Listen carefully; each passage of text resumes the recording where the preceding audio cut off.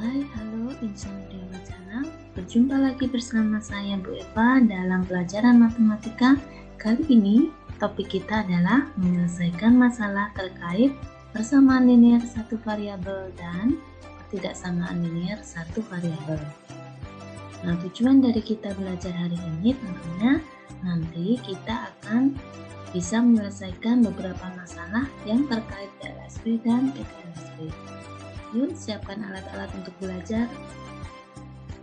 Nah, menentukan langkah-langkah penyelesaian PLSP itu masih sama ya, seperti yang kemarin. Jadi kita hilangkan dulu tanda kurung menggunakan sifat distributif, lalu gunakan sifat penjumlahan, dan sederhanakan masing-masing ruas, lalu kita gunakan sifat perkalian untuk menghasilkan persamaan yang berbentuk X sama dengan cos tambah. Nah, kita masuk dalam contoh permasalahan sehari-hari. Yang pertama, ada masalah kebun sayur Pak Tino yang berbentuk persegi panjang dengan panjang diagonal 4x ditambah 6 dan 2x ditambah 16 dalam satuan meter. Yang ditanyakan adalah berapa panjang diagonal dari kebun sayur tersebut. Nah, kita ingat dulu bentuk persegi panjang. Nah, yang namanya diagonal adalah sisi yang miring itu ya. Itu disebut diagonal 1 dan diagonal 2. Masing-masing untuk diagonal 1 dan diagonal 2 itu panjangnya sama kan? Nah, kalau di sini ada bentuk diagonalnya 4x tambah 6 dan 2x tambah 16, berarti keduanya sama. Kemudian kita kurangkan kedua ruas dengan 2x supaya 2x yang ada di sebelah kanan ini menjadi 0. Nah, kalau sudah, kita operasikan suku sejenis, dihasilkan 2x ditambah 6 sama dengan 16. Kemudian kita akan menghilangkan 6 yang berada di ruas kiri, yaitu dengan mengurangkan 6 pada kedua ruas. Nah, hasilnya setelah kita sederhanakan menjadi 2x sama dengan 10. Terakhir, kita bagi kedua ruas dengan 2 karena di sini ada koefisien x yaitu 2. Hasilnya x sama dengan 5. Kita simpan dulu jawabannya. Kemudian kita kembali ke panjang diagonal dari kebun sayur Pak Tino, yaitu 4x tambah 6 dan 2x tambah 16. Karena panjangnya sama, kita cukup ambil salah satu saja ya. Nah, kita coba ambil 4x ditambah 6. Kemudian kita masukkan nilai x sama dengan 5 ini nih ke dalam bentuk 4x ditambah 6. Nah, kita peroleh menjadi 4 kali 5 ditambah 6. Kemudian kita hitung 26 meter. Nah, kalau kalian ingin mencoba apakah jika 5 kita masukkan dalam persamaan 2x ditambah 16 itu hasilnya juga 26, boleh dicoba ya. Nah, itu dia solusi untuk permasalahan pertama. Berikutnya kita masuk dalam permasalahan kedua, masih persamaan linear satu variabel. Harga satu ikat bayam sama dengan harga satu ikat kangkung. Bu Mira membeli 5 ikat bayam dan 4 ikat kangkung seharga 22.500. Sedangkan Bu Sari dia akan membeli 3 ikat bayam dan 7 ikat kangkung. Berapa harga yang harus dibayar Bu Sari? Nah, yang pertama kita buat persamaannya adalah harga 1 ikat bayam sama dengan harga 1 ikat kangkung. Nah, karena sama berarti nanti untuk besaran bayam dan kangkung kita ganti dengan variabel X. Oke. Nah, selanjutnya dengan kalimat Bu Mira membeli 5 ikat bayam dan 4 ikat kangkung seharga 22.500, kita buat persamaannya. Karena sama-sama harganya X, berarti 5X ditambah 4X sama dengan 22.500. Kita bisa sederhanakan menjadi 9x sama dengan 22.500. Kemudian kedua ruas kita bagi dengan 9. Nah, karena X sama dengan 2.500, maka harga satu ikat bayang dan harga satu ikat kangkung sama-sama 2.500. Kita simpan dulu jawabannya. Lalu kita sekarang akan hitung berapa Bu Sari harus membayar 3 ikat bayam dan 7 ikat kangkung. Kalau 3X ditambah 7X hasilnya 10X, maka 10 kali 2.500 sama dengan 25.000. Jadi Bu Sari harus membayar sebesar 25.000. Nah, mudah kan? Oke, kita lanjut permasalahan yang ketiga.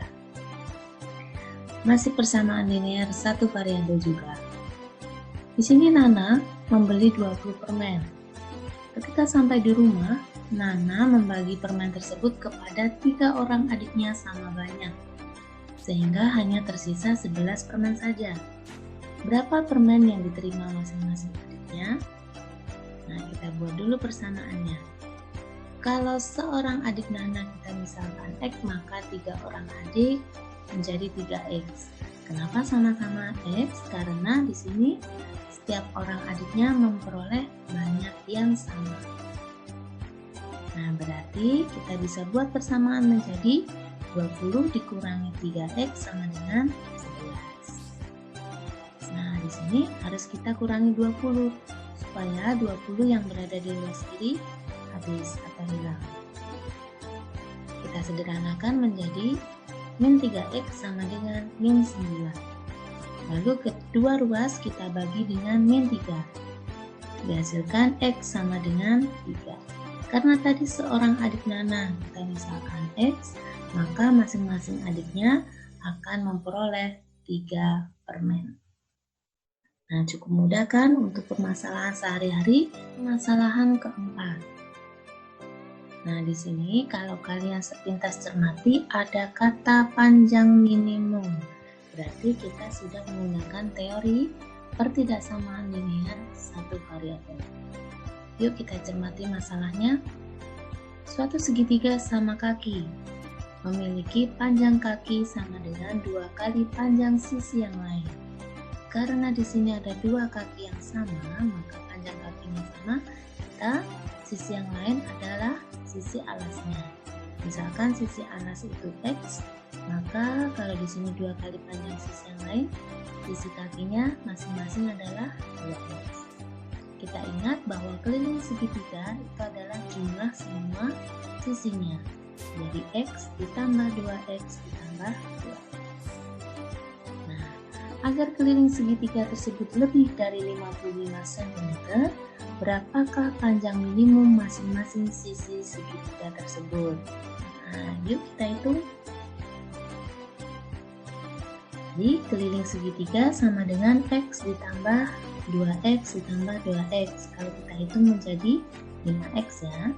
Nah, keliling segitiga harus lebih dari 55 cm. Berarti bisa kita tulis 5X lebih dari 55. Kita bisa sederhanakan, kedua ruas kita bagi dengan 5. Nah, karena X-nya lebih dari 11, berarti panjang minimum untuk sisi alas harus 12 cm. Sedangkan untuk sisi minimum untuk kaki-kakinya 22. Kenapa tidak 11? Kenapa tidak 12 kali 2 yaitu 24? Karena di sini kalimatnya adalah keliling segitiga lebih dari 55. Itu sudah cukup ya. Berarti 56 boleh kan? Nah, kita ambil batasan ini 11. Kalau misalkan X-nya 11, kita masukkan ke dalam 2X, berarti 2 kali 11. Ini 22. Berarti di sini juga 22.